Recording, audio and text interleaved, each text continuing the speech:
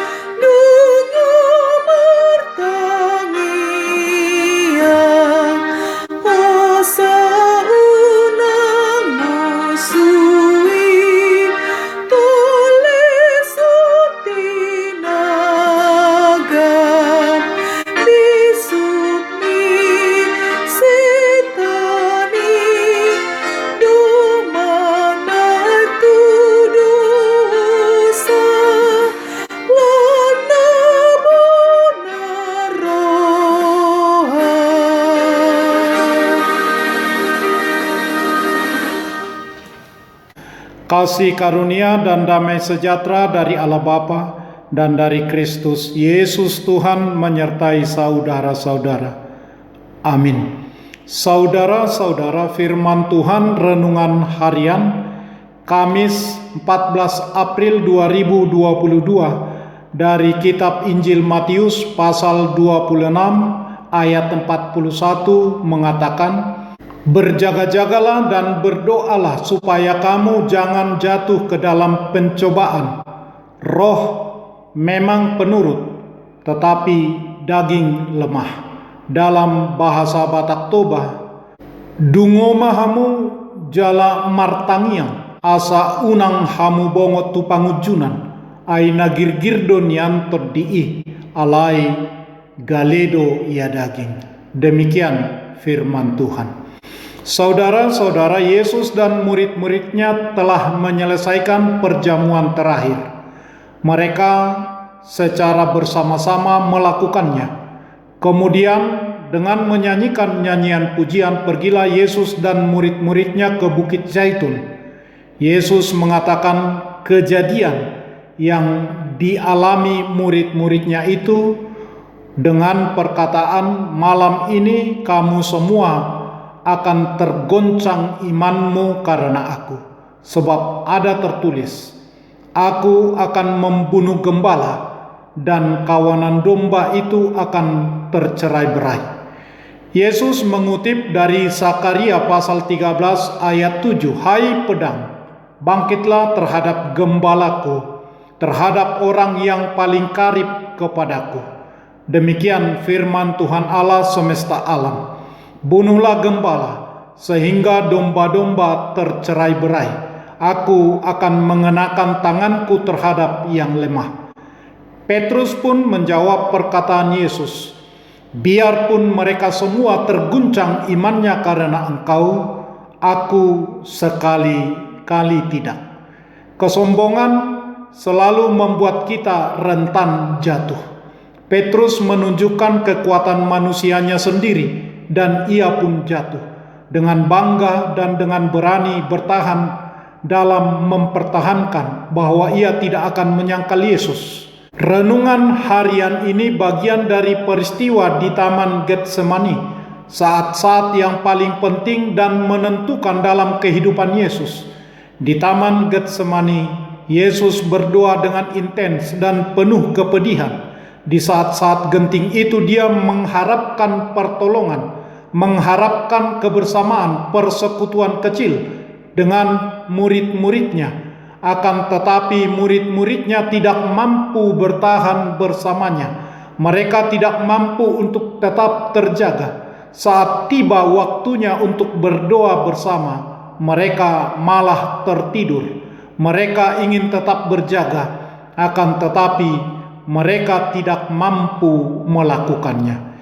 Kiranya kita tidak meniru perilaku yang sangat mengecewakan dari murid-murid Yesus ini.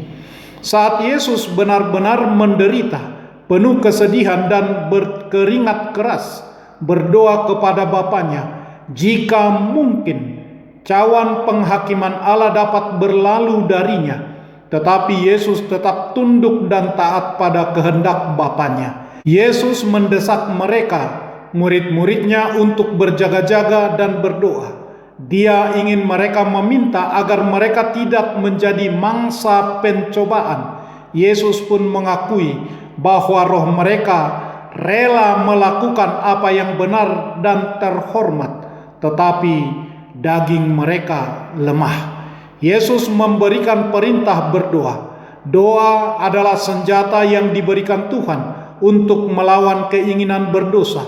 Allah sungguh menjadi kekuatan bagi orang percaya untuk mengatasi pencobaan. Dalam menghadapi pencobaan hidup, kita mencari-cari nasihat, mencari petunjuk, mencari pertolongan. Jalan orang bodoh lurus dalam anggapannya sendiri, tetapi siapa mendengarkan nasihat, ia bijak. Amsal 12 ayat 15. Karena itu perhatikanlah dengan seksama bagaimana kamu hidup.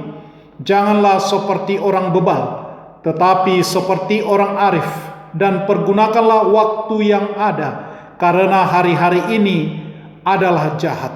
Sebab itu, janganlah kamu bodoh, tetapi usahakanlah supaya kamu mengerti kehendak Allah.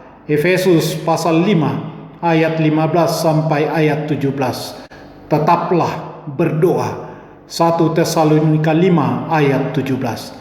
Karena semua kekuatan kita untuk melawan kuasa jahat dan untuk melawan pencobaan harus datang dari Tuhan, dan semua kekuatan kita melakukan segala yang baik dan benar harus datang dari Tuhan. Amin. Marilah kita berdoa. Ya Tuhan Allah Bapa kami, kuatkanlah kami yang lemah ini untuk berjaga-jaga dan berdoa, supaya kami jangan jatuh ke dalam pencobaan apapun. Tolonglah kami untuk melakukan kehendak-Mu. Di dalam nama Yesus Kristus Tuhan kami. Amin.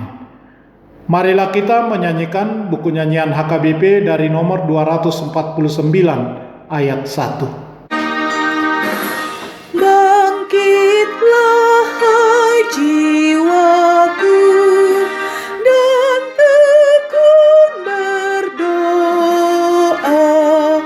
jika datang seteru, kau tetap siaga.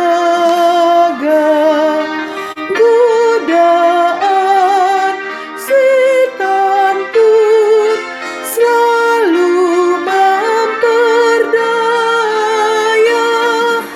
orang yang beriman.